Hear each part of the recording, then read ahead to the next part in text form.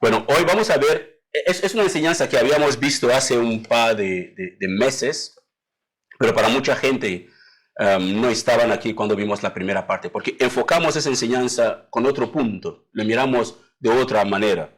Y como lo podéis ver, el título es ¿Cómo destruir una iglesia?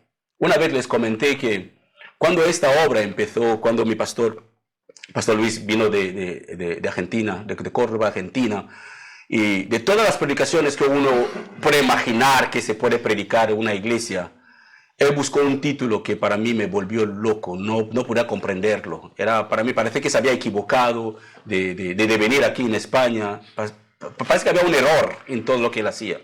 Pero después el Señor me hizo analizar la enseñanza y fui viendo que lo que Él nos enseñó, esa primera enseñanza, tenía mucho que ver con lo que se avecinaba.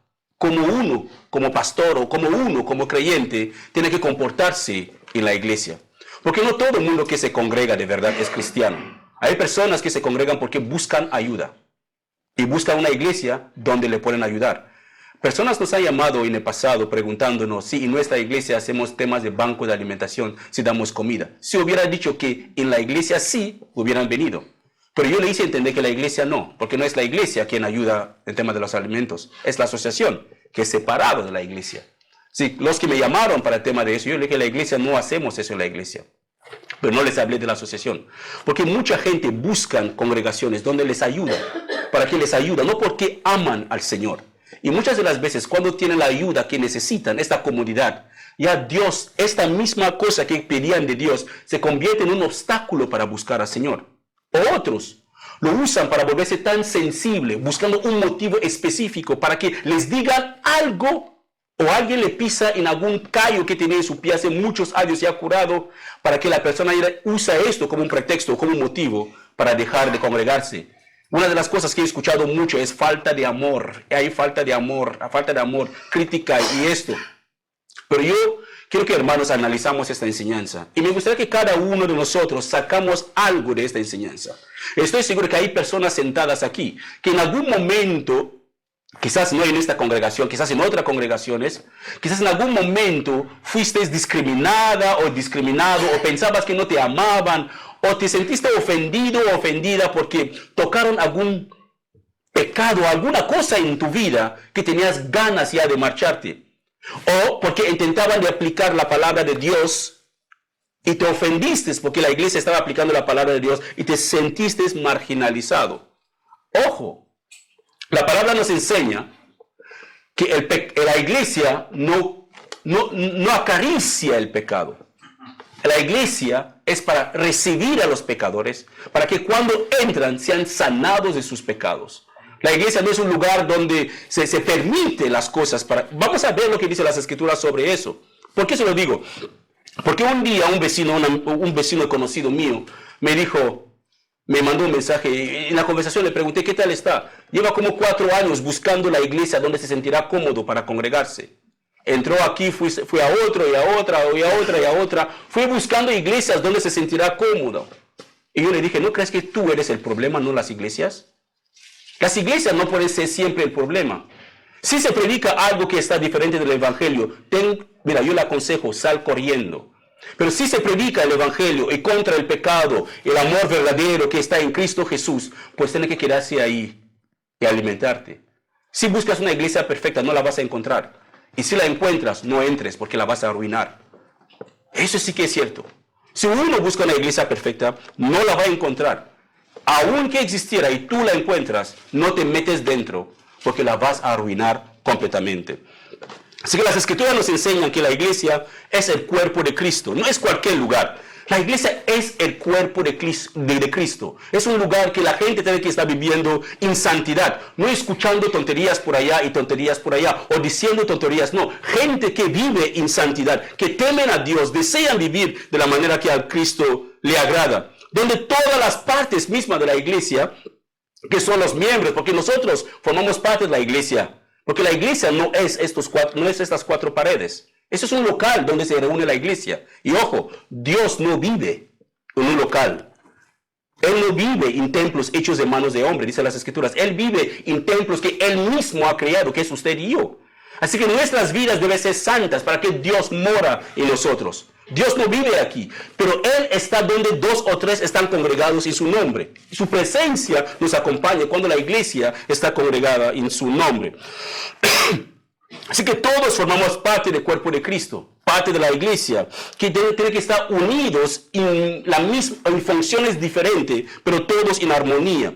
Pero ¿cómo sería un cuerpo? Imagínense que tienes un cuerpo o tu mano un día se levanta y dice, mira, Alex, ya no quiero la cabeza porque la cabeza piensa demasiado, yo me voy. O el pie dice que ya no quiero más la oreja escucha muchas cosas, yo me voy. Habrá una destrucción totalmente increíble en el cuerpo. No habrá unión.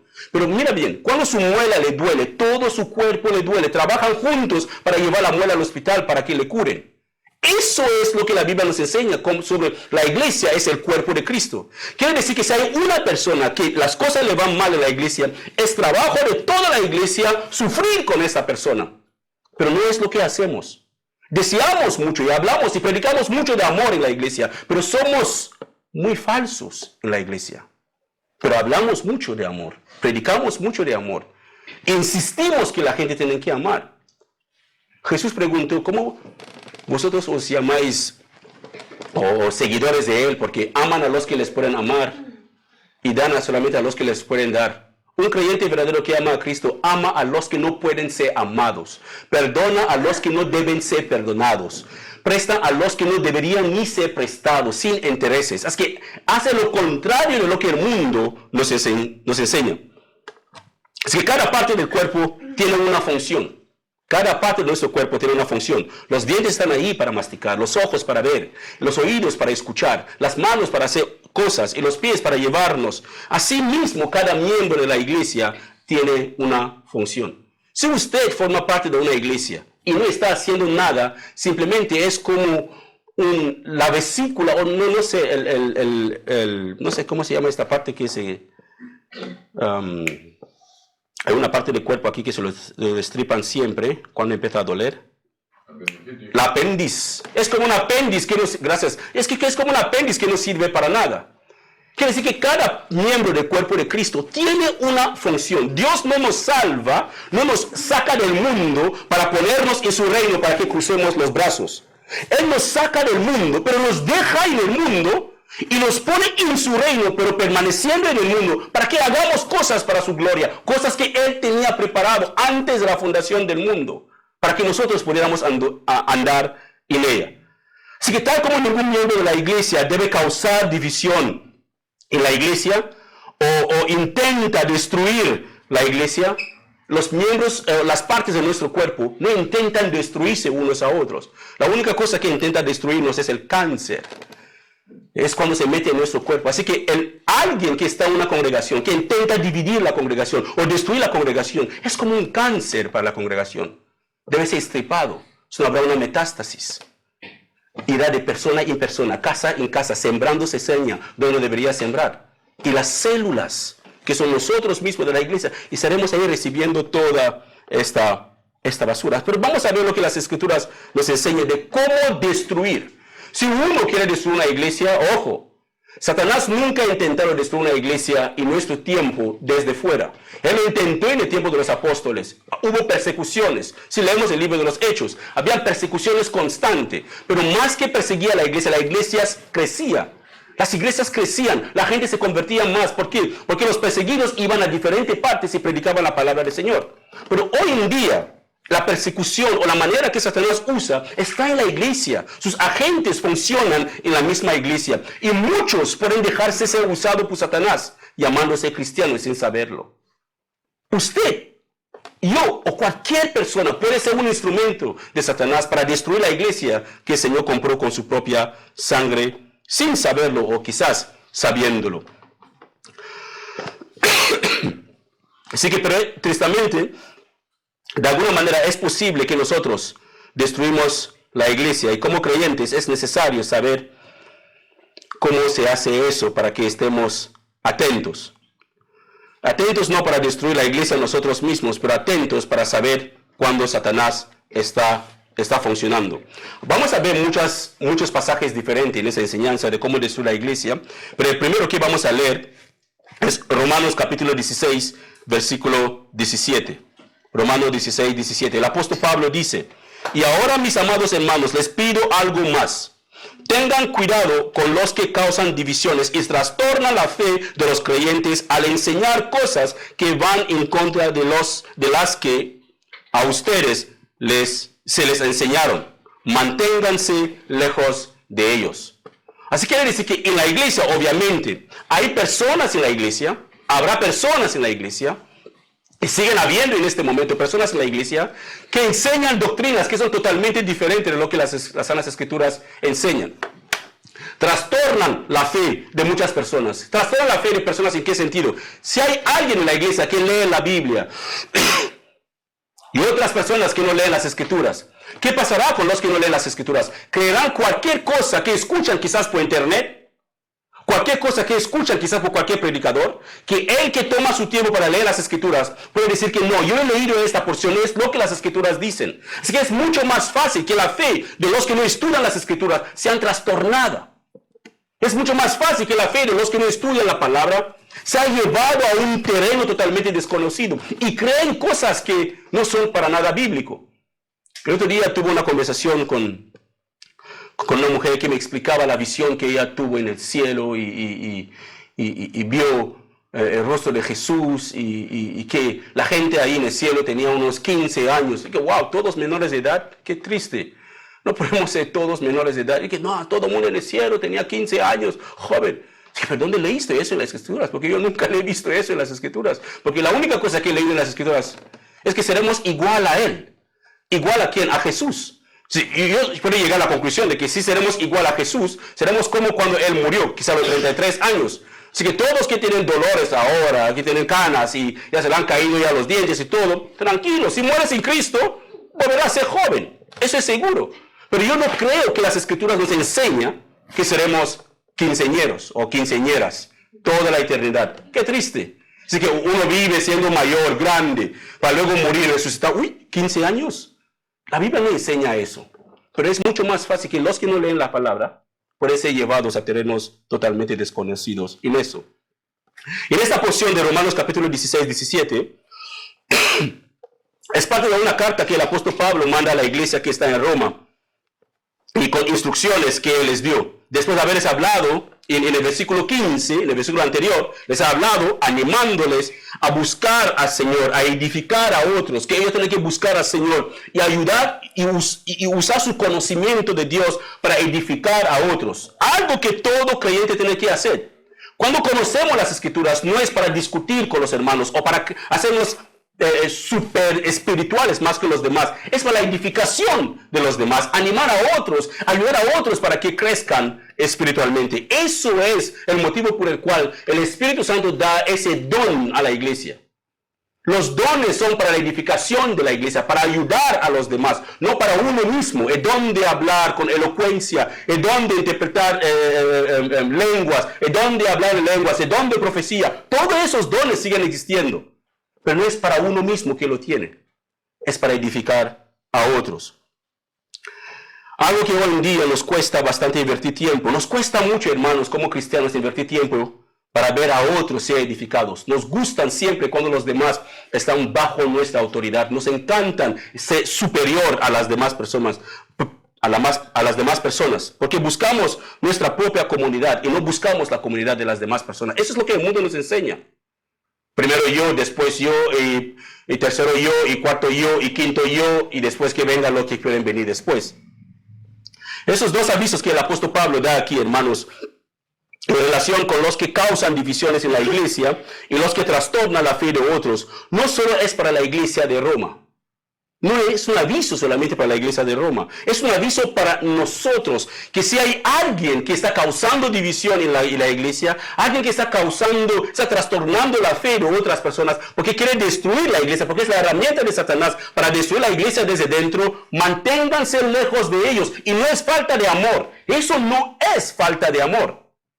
Porque a veces queremos ser más espirituales que Dios.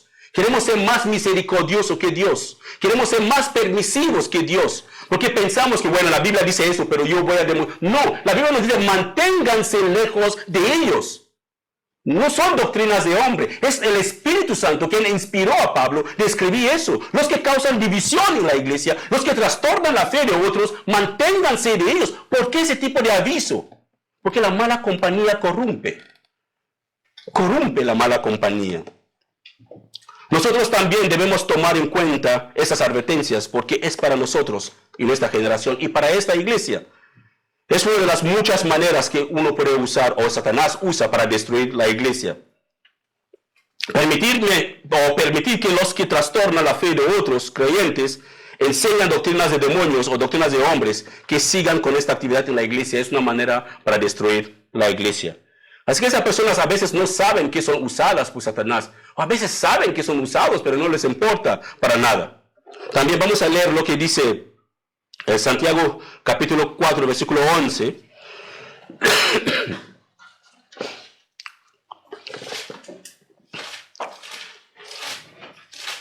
Avisándonos que no debemos dejar florecer la murmuración en la iglesia. Dice Santiago 4, 11. Esos son cómo destruir una iglesia.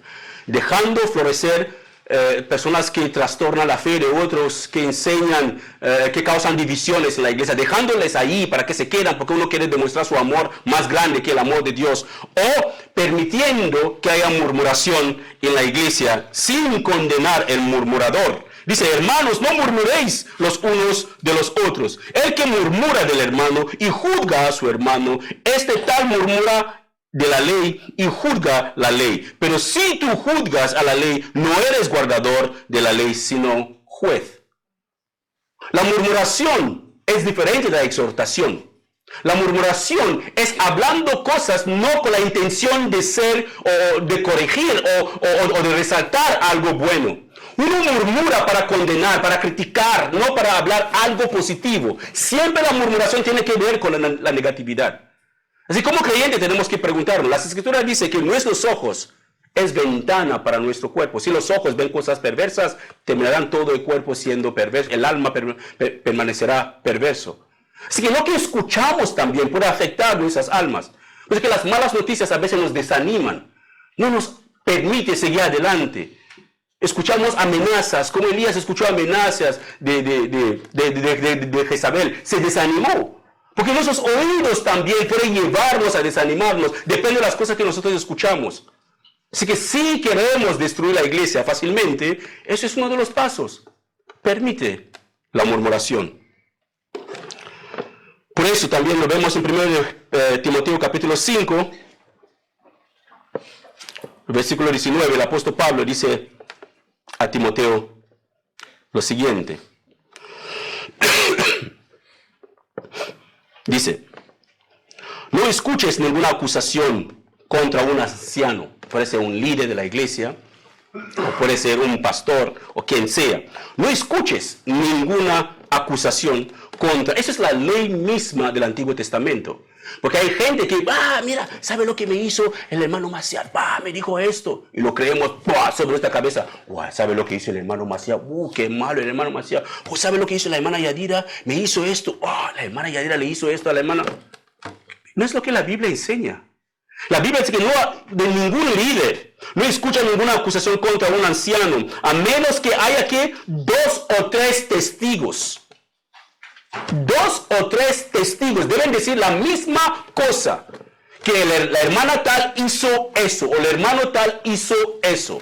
No seamos rápidos, hermano, ojo, porque muchas veces para dejarnos ser aceptados podemos hasta tomar el lugar de Dios y intentar de ser más misericordioso que Dios. Intentar de aceptar las cosas que Dios mismo condena. Pero la palabra nos enseña claramente que no escuchen ninguna acusación contra un anciano, a menos que haya 2 o 3 testigos que la confirman. Los que están en pecado deberían ser reprendidos delante de toda la congregación. Los que están en pecado. Hoy en día si de repente, me ofendieron, ya no me congrego más. Pero te han dicho una vez, 2 veces. Vamos a ver lo que dicen las Escrituras. La gente no le gusta que les digan que su vida es pecaminosa, pero quieren escuchar que Dios les va a bendecir, Dios les va a dar lo que se ha orado. Buscan toda la ayuda posible que la iglesia puede darle, lo van a recibir, nunca te dirán no, pero no te metes con su pecado, porque ahí ya no tienes amor, ya no eres una buena persona, y ya empiezan a cuestionar hasta tu propia salvación. Los que están en pecado deberían ser reprendidos delante de toda la congregación. Si lo hacemos aquí, ¿qué pasaría? Seguramente que había gente que me sacan piedras para apedrearme, que no tengo amor. Pero no lo digo yo, es el Señor, esta palabra del Señor que lo dice. Si las personas no quieren arrepentirse de sus pecados, no, es que hay que exponerlo para que se arrepientan, no para destruirles. Y dice, lo cual servirá de firme advertencias para todos los demás. Eso ayuda para que todos los demás aprendan que la iglesia no es un lugar donde se bromea. Oye, ojo, ¿qué pasó con Ananías y Zafira? Cuando ellos murieron porque intentaron de engañar al Espíritu Santo, dice que la iglesia, hubo un gran temor en la iglesia, porque supieron que eso no es una broma, ¿eh? Así que cuando nos acercamos en la presencia del Espíritu Santo, no debemos tomar las cosas a la ligera. No hubo algo ligero ahí. Así que otra de las herramientas efectivas para destruir la iglesia es el orgullo espiritual. Aparte de escuchar murmuraciones, tenemos también el orgullo espiritual. Personas que se pueden creer más santos o más santa que los demás. Esa es una de las partes muy terribles que puede ocurrir. Pero muy terrible. Porque yo he leído la Biblia 4 veces al año o 4 veces. Y hay personas que ni lo han leído ni el Antiguo Testamento ni el Nuevo Testamento a la mitad. Yo ya toqué el manto de Dios. No es así. No es así. No son las cosas que nosotros hacemos para Dios, hermanos. Aunque si decimos que tenemos fe en Cristo, nuestra manera de vivir demuestra si de verdad tenemos fe en Cristo o no. Por sus frutos le conoceréis, es lo que dicen las Escrituras. Amén. No lo que yo digo a la gente que yo he hecho. No son mis propias opiniones que me hacen más santo delante de Dios. Porque no hay nada que yo pueda hacer a Dios para sorprenderle. Yo no puedo impresionar a Dios. Nadie de nosotros podemos impresionar, hermanos. No podemos ponernos de rodillas 8 horas y Dios diga, wow, lo batiste de récord. No, eso no le sorprende. Uno que se queda 8 horas y ora pensando en muchas cosas en su mente, uno que se queda 5 minutos. Dios quizás escuchará a él que se quedó 5 minutos, pero con el corazón solamente fijo en Dios. Así que no debemos de ninguna manera sentirnos espiritualmente más que otros. Dice 1 Pedro capítulo 5, versículo 19. 1 Pedro 5, 19. Déjame comprobarlo con mi Biblia. Si es porque en mis notas tengo 5, 6 a 7. En mis notas tengo 5, 7. Primero, ese es Timoteo. Vale, es esta. Bueno, habíamos saltado Timoteo, Santiago 4, 11. Vale, vamos a ir con primero Timoteo capítulo 5. Primero de Pedro.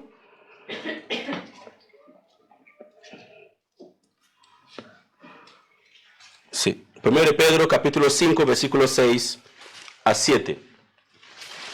Dice, así que humíllense delante del gran poder de Dios, y a su debido tiempo Él los levantará con honor.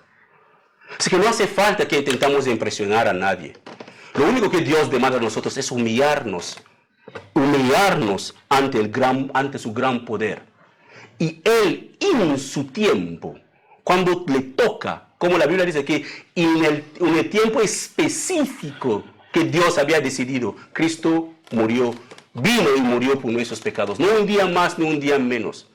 Así que hay un tiempo específico donde Dios mismo levantará con honor a todas aquellas personas que toman la decisión de humillarse ante su gran poder. No que quieren levantarse por sí mismo, no. Tomar la decisión de humillarse ante el gran poder de Dios y en el debido tiempo de Dios, Dios le va levantando para su gloria y no para la gloria de nadie. Y dice, sigue diciendo, pongan todas sus preocupaciones y ansiedades en las manos de Dios. ¿Por qué? Porque Él cuida de ustedes. ¡Qué precioso! Buscas trabajo, tu esposo ya no la aguantas más, tu esposa ya no la aguantas más, las cosas te salen mal. ponga todas tus ansiedades y preocupaciones en las manos de Dios. ¿Por qué? Porque Él cuida de ustedes. Es Dios quien levanta y cuida a las personas. Por eso el apóstol Pablo avisó a Timoteo sobre el peligro también de nombrar a los recién convertidos líderes en la iglesia.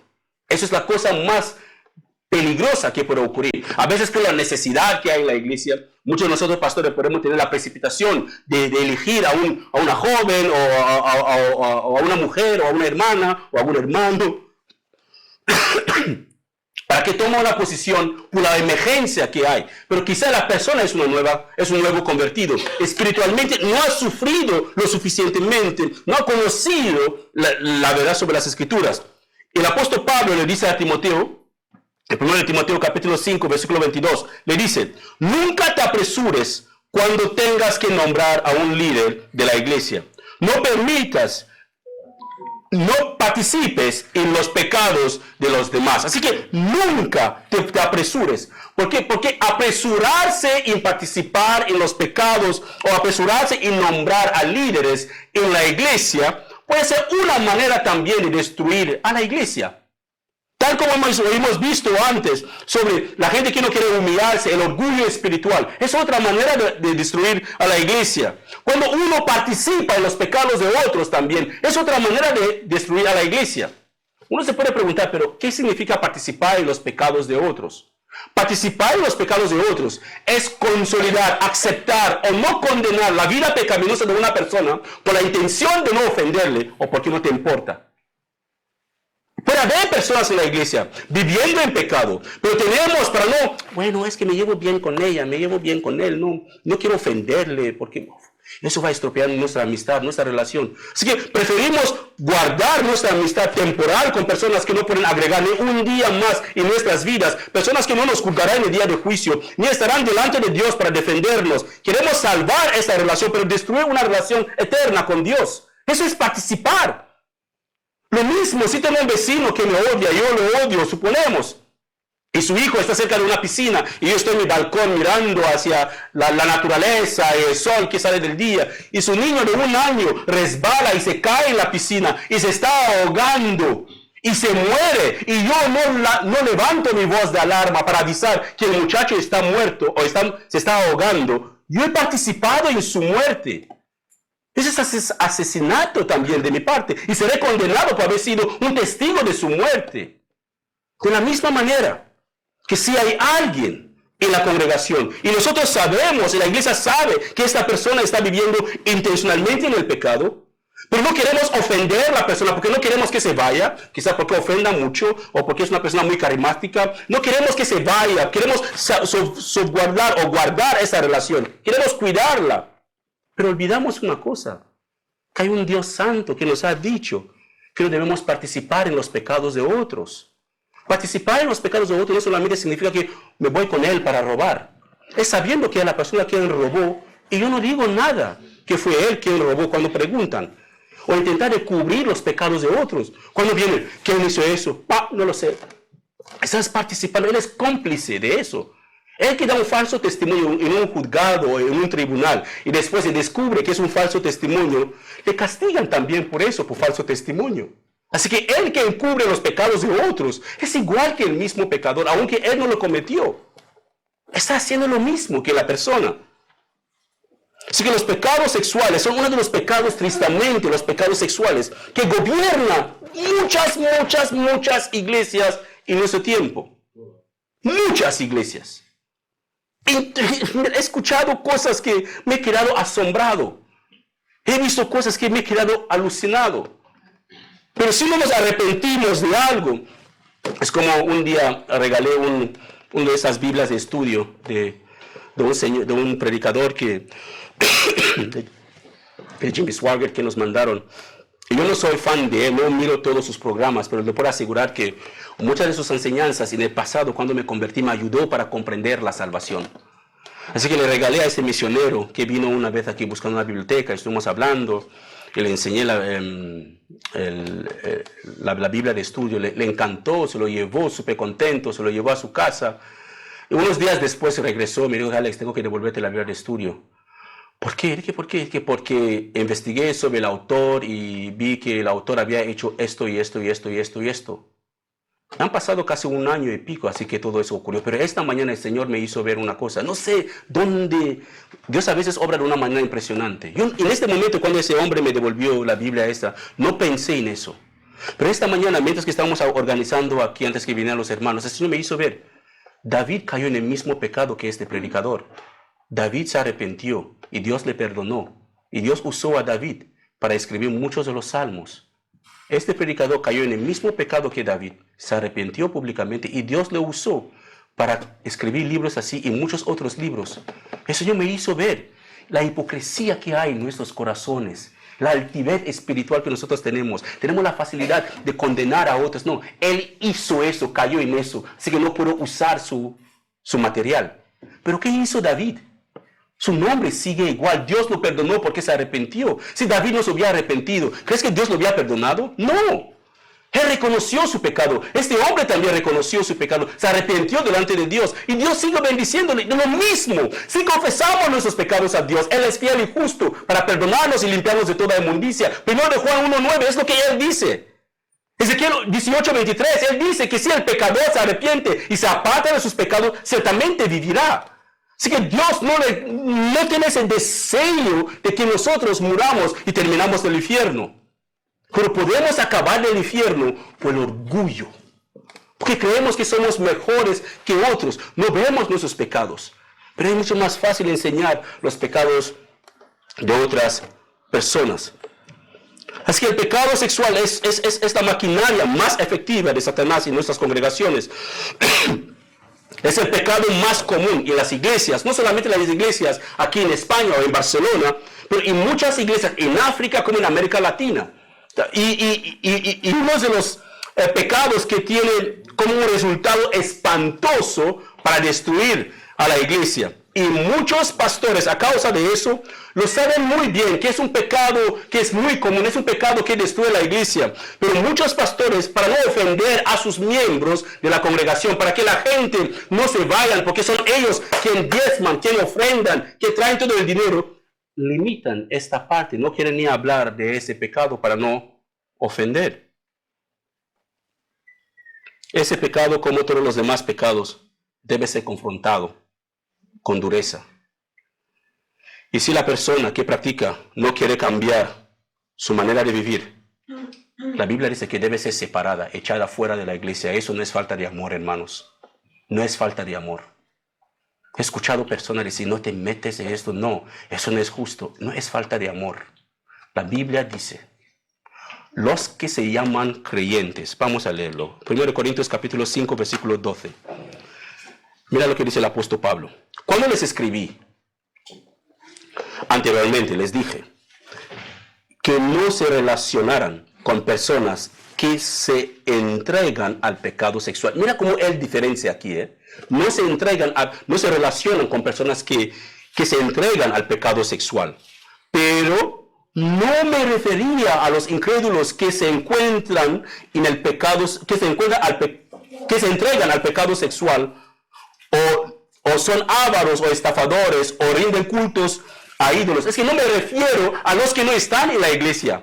Pablo está diciendo aquí a los corintios que, oye, cuando yo os escribí que no se relacionen con personas que practican el pecado sexual, no estoy hablando de personas que no conocen la palabra de Dios. No son de ellos. Cuando os dije que no se relacionen con personas ávaras, con estafadores o gente que rinden cultos a ídolos, idolatras, no estoy hablando a personas que están fuera de la iglesia. No es de ellos. Porque dice, uno tendría que salir de este mundo para evitar gente como esa. Es cierto. Si tengo que evitar personas que son dominados por pecados sexuales, o personas que son ávaros, estafadores, o rinden cultos a ídolos, debería salir, cambiar de planeta directamente, irme al Marte o a Júpiter. Pero no es esto que Pablo está diciendo. Y él dice, lo que quise decir es, escucha bien, no se relacionen con ninguno que afirma ser creyente. Así que tiene que ver con los de la iglesia. Si una persona está en la iglesia, participa en las cosas de la iglesia, se considera creyente, ora y participa en todas las actividades de la iglesia, es a esa persona que os estoy hablando. No se relacionan con esta persona. Si la persona, dice, no se relacionan, lo que voy a leerlo otra vez. Lo que quise decir es, no se relacionan con ninguno que afirma ser creyente y aún así se entrega al pecado sexual. Y es avaro, y rinden cultos a ídolos, o insulta. Tenemos muy rápido con la lengua, insultando a los demás. Si hay alguien que insulta en la iglesia, es avara. Una persona que tiene relación, que vive en pecado sexual. No se relacionen con ellos. Y no es falta de amor, hermanos. No intentamos de ser más santos que Dios. No es falta de amor. Es dejar a la persona que se vaya rápido y lejos. No es falta de amor. Es lo que enseñan las escrituras. No te relaciones con la persona. Y dice, ni siquiera comen con esa gente. Hermanos, no es palabra de hombre eso. ¿Queremos destruir a la iglesia? Pues es fácil. Sigue comiendo con personas llamándose cristianos que son dominados por pecados sexuales, son ávaros, son estafadores, son ladrones o hacen cualquier tipo de pecado. Relaciónate con ellos y tarde o temprano la iglesia será destruida. Es lo que enseña la Biblia. No son inventos de hombres. Muchas veces queremos ser más piadosos que Dios y más misericordiosos que Dios. Y que queremos ser más compasivos que Dios. Pero Él nos dice, no se relacionen, ni comen con esas personas. Es lo que Él dice. Y luego sigue diciendo, no es mi deber juzgar a los de afuera. La iglesia no debe juzgar a los de afuera. No es el deber de la iglesia. Dios los juzgará. Los que están afuera están rumbo al infierno y ya han sido condenados ya, porque han rechazado la salvación de Dios. Pero sí es responsabilidad de ustedes. ¿De quién es la iglesia? ¿Y quiénes son la iglesia? Cada uno de nosotros que estamos sentados aquí. Es nuestra responsabilidad juzgar a los que son de la iglesia y están en pecado. Juzgarles no para condenarles, es exhortarles para que cambien de estilo de vida. La gente hoy en día son muy sensibles, hermanos. Harán cualquier cosa, pero que nadie toca sus pecados. Y cuando uno le habla de sus pecados, ya se ofenden. He escuchado, hablaba con un amigo mío muy íntimo, pastor, y me explicaba de una mujer en su iglesia que está viviendo en fornicación, libremente, total, libremente. Y no le importa para nada. Participa en todas las actividades de la iglesia, totalmente libre y libre. No se sienten condenada ni nada. Está bien, se siente con los demás santos de la iglesia, pero está bien. Pero cuando le exhortaron sobre su pecado, se convirtió en un problema. Ella usó esto como motivo a no congregarse, pero hacía tiempo que ella no se congregaba. Pero usó esto, no, pastor, usted, digo que porque usted habló de mi vida personal. Pero por favor, si usted se considera creyente, miembro de la iglesia, ¿por qué no se debe mencionar tu vida personal a ti para que cambies de estilo de vida? ¿Por qué el pastor tiene que quedarse callado y dejar que la gente... Eso había sido un club directamente, donde la gente hace lo que quiere, no hay ley, no hay nada. Cada uno venga como quiere venir y haz lo que quiere. Pero los que no son creyentes, cuando entran en esta puerta, es nuestro deber, aunque sea fuera o dentro, comer con ellos. Unirnos con los que son los inconversos. Es el deber de la iglesia. No somos del mundo, aunque vivimos en el mundo. Así que ya que estamos aún en el mundo, tenemos una gran función que hacer. Somos colaboradores con Dios. Estamos trabajando en el trabajo de reciclaje, no las cosas que se hacen aquí en el Ayuntamiento de Barcelona, que mezclan plástico con cartón, no. Eso es reciclaje. Dios coge personas que la gente le habían dicho, ese es un caso perdido. Lo coge, lo pone en su horno, lo refina. Cuando lo saca, habla el lenguaje de Dios. Uno se queda, ¿dónde salió este hombre? Ese es Dios. Eso es la obra que Dios quiere que nosotros trabajamos con Él. Reciclar personas, salvar almas. No perder el tiempo comiendo con los llamándose creyentes, están viviendo intencionalmente en el pecado. Y como creyentes es nuestro deber acercarnos a las personas para predicarles la verdad. Personas que no son creyentes, para predicarles la verdad de Dios, para que sean libres. Pero sí, hermanos, si hay alguien que se considera creyente y esa persona vive en pecado, sin importar qué tipo de pecado la persona está viviendo, no sea sexual, sea estafador, sea lo que sea mentiroso, ladrón, borracho, no importa qué tipo de pecado, esa persona no debería ni, como dice la palabra, nadie debería comer con ellos, nadie debería unirse con ellos, no debería haber una relación cercana con esas personas. Muchos lo llamarán quizás falta de amor, pero es lo que Cristo lo llama santidad. Cristo dio su vida por nuestros pecados, así que hermanos, no podemos seguir viviendo esclavos del pecado. Si Cristo ya murió por nuestros pecados, no podemos seguir siendo esclavos de pecado. Hace unos días estuve hablando con una vecina que hace más de 14 años que la conozco. Se había ido a vivir, no sé si Igualada o dónde, o otro pueblo de Barcelona, España, aquí en Barcelona, en Cataluña. Sí, y su hijo estaba sufriendo, tenía un hijo especial. ¿Sabes? No es totalmente 100%. El niño estaba sufriendo mucho bullying en su escuela. Y la madre no lo aguantaba más. Una mujer latina muy hermosa, de corazón, muy, muy tierna mujer. Ella tomó la decisión de regresar a la casa. Ella vivía en ese edificio antes de que nacieran mis hijos. Y cuando ella se fue, dejó su piso, cogió otro piso en el pueblo donde estaban, pero con el bullying regresó a Barcelona y vivían con su suegra. ¿Sabes que es difícil la convivencia con la suegra? Sobre todo hay que ganarla antes de ganar a su hijo.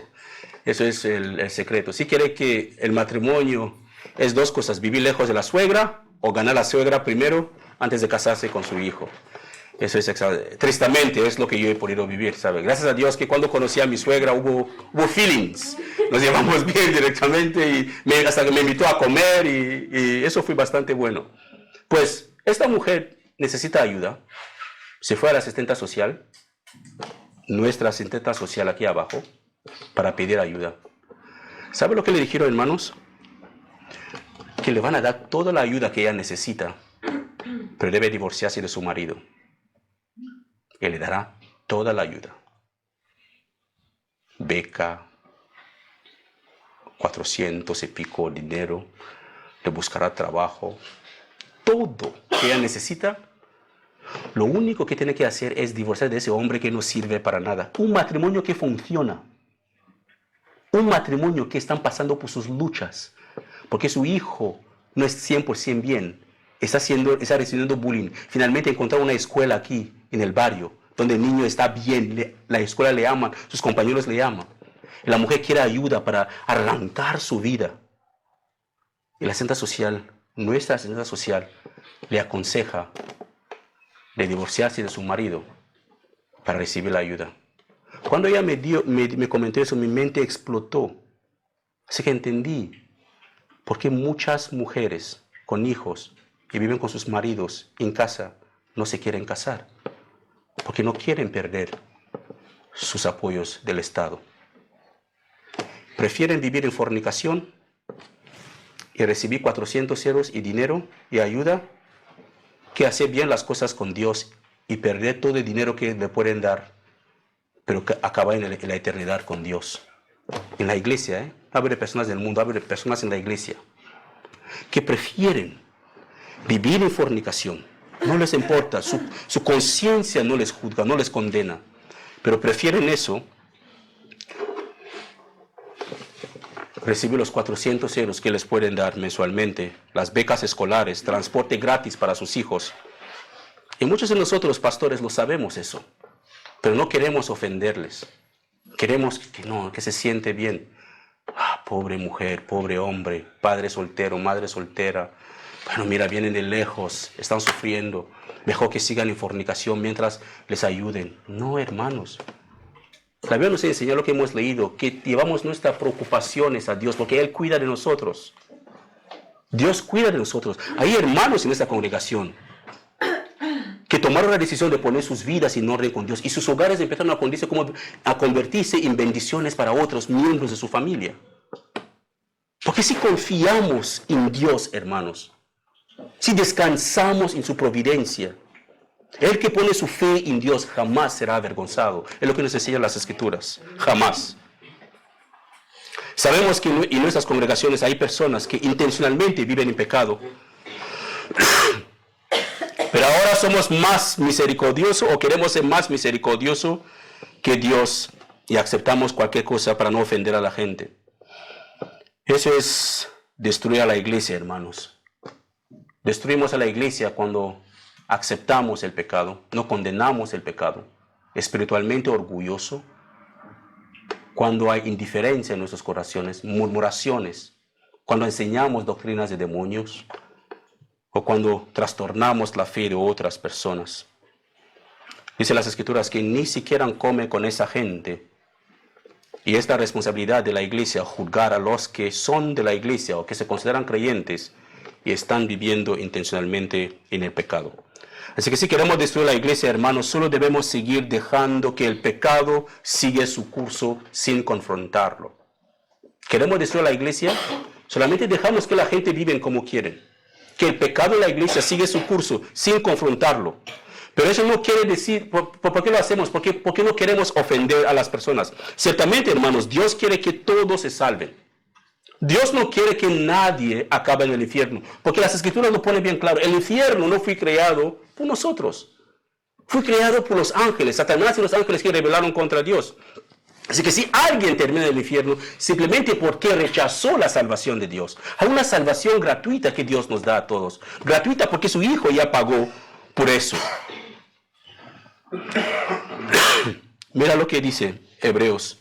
Una de las cosas, ese es uno de los últimos pasajes que vamos a leer. Lo importante que es para que los miembros de la congregación, hermanos, tomen la responsabilidad de obedecer a sus líderes o a sus pastores cuando les animan a buscar la palabra del Señor o les animan a vivir en santidad. No es porque el pastor o el hermano o el líder os tiene envidia o lo que sea. Mira lo que dice Hebreos capítulo 13, versículo 17. Dice, obedezcan a sus líderes espirituales. Por eso líderes, ancianos o pastores, y hagan lo que ellos dicen. Obedécenles. Hagan lo que ellos dicen. Su tarea es cuidar el alma de ustedes y tienen que rendir cuentas a Dios. Eso es nuestra tarea. Si cuando nosotros predicamos contra el pecado, no es porque deseamos machacar a la gente o sentimos un gozo cuando regresamos a casa y dicen, ay esposa, qué gustito haberle machacado, haberle hablado tan duro. No, hermanos. Es porque simplemente Dios quiere que todos se arrepientan. La predicación contra el pecado no es nada agradable, nadie le gusta. Pero si tomamos la decisión de obedecerla, salvaremos nuestras almas. Y dice, obedezcan a sus líderes espirituales y hagan lo que ellos dicen. Su tarea es cuidar el alma de ustedes y tienen que rendir cuentas a Dios. Danles motivos para que hagan con alegría y no con dolor. Que lo hagan con alegría y no con dolor. Duele mucho cuando uno ve hermanos dejando la congregación. ¿Por qué? Porque les hablaste de su pecado. No, ahí no hay amor, es falta de amor. Eso no está bien.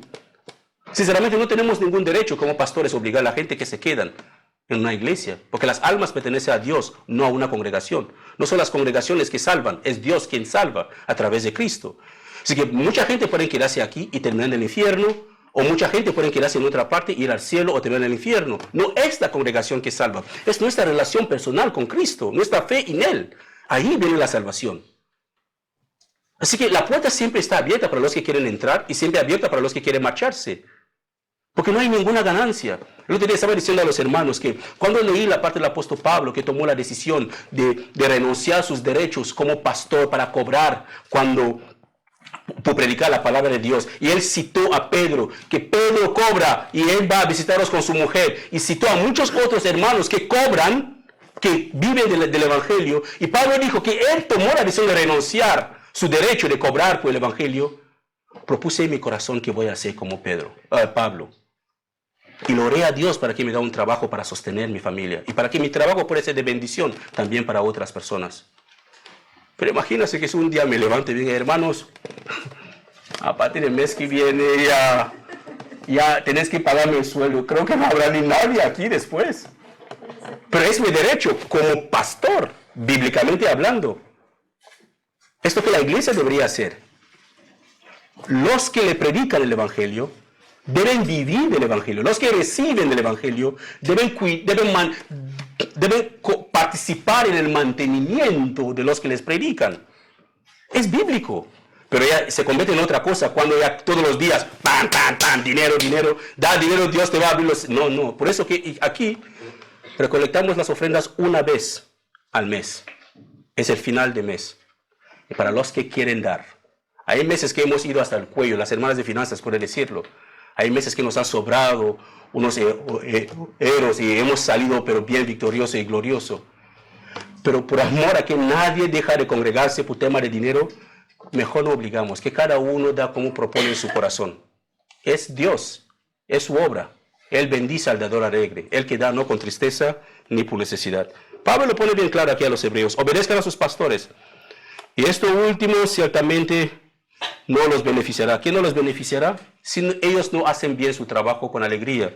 Si a los hermanos les cuesta mucho obedecer a sus pastores. Vamos a ir terminando con el último, nuestro sometimiento a Dios que está en Tito capítulo 3, versículos 10 a 11. El apóstol Pablo dice a Tito: si entre ustedes hay individuos que causan divisiones, darles una primera y una segunda advertencia. Si hay alguien en la iglesia que está causando divisiones, avísale una vez, después segunda vez. Después de eso, no tengas nada más que ver con ellos. Qué falta de amor, Pablo, ¿no? Pablo no tiene amor. Pablo es un radical, es un legalista. Pero no, es lo que dicen las Escrituras. Si hay alguien en la iglesia que causa división en la iglesia, hay que avisarle una vez y dos veces. Si a la tercera la persona no cambia, si sigue en su rebeldía o lo que está causando, dígale que se vaya, no espera que se vaya, sácale que se vaya. ¿Por qué? Porque las malas compañías en sí corrompen a la iglesia. Otra manera de destruir la iglesia es esto. Otra manera de destruir la iglesia es permitir doctrinas de demonios. Gálatas capítulo 1, versículo 8 a 9 dice: si alguien, ya sea nosotros o incluso un ángel del cielo, les predique otra buena noticia diferente de lo que nosotros les hemos predicado, que le caiga la maldición de Dios. Repito, lo que ya hemos dicho: si alguien predica otra buena noticia distinta de lo que ustedes han recibido, que esa persona sea maldita. Para destruir la iglesia, lo único que tenemos que hacer es dejar que la gente venga con doctrinas raras y predican esas doctrinas raras y nosotros no decimos nada. ¿Por qué? Porque no queremos enojarles, no queremos que se sienten ofendidas. Permitimos el pecado, permitimos sobre todo el pecado sexual, permitimos cualquier tipo de pecado en la iglesia con el simple hecho de que no queremos ofender. Si mi trabajo es complacer a los hombres, he dejado de ser un siervo de Dios. Prefiero que toda la iglesia se enoja conmigo, pero para que Dios me apruebe, porque es su aprobación que nosotros tenemos que buscar, no la de los hombres. No dejan que sus oídos sean convertidos en oídos que escuchan murmuraciones contra hermanos y contra hermanas. Si usted escucha una murmuración contra algún líder, a alguna persona, que haya 2 o 3 testigos sobre la misma murmuración. Examina las vidas de las personas que siempre murmuran. Te das cuenta que hay pecado oculto en su vida, o pecado visible, pero ellos no quieren que se lo tocan. Pero nuestro deber, hermanos, no es destruir la iglesia de Cristo que Él compró con su sangre. Nuestro deber es ser siervos útiles, mujeres útiles para Dios, para la sociedad y para la gente que están alrededor de nosotros. Es un asunto de decisión. Podemos ser instrumento de Dios o podemos ser instrumento de Satanás. Pero que el Señor nos da sabiduría. Amén. Padre, gracias te damos por tu palabra, porque tu palabra es verdad. Ha sido un mensaje muy intenso, largo, pero ojalá, Señor, que no haya caído en tierra seca, rocosa, espinosa, sino de tierra fértil que dará su fruto a 100 por 1. Ayúdanos, Señor, a estar en alerta, a no dejarnos ser usados como instrumento de destrucción para tu iglesia que compraste con tu sangre, sino que seamos instrumentos útiles para gloria y honra de tu nombre. Gracias por los hermanos que han estado aquí hoy y por los que escucharán esta enseñanza después. Honor y gloria te pertenece a ti, Padre. Gracias por todo. En el nombre de Jesús. Amén. Amén.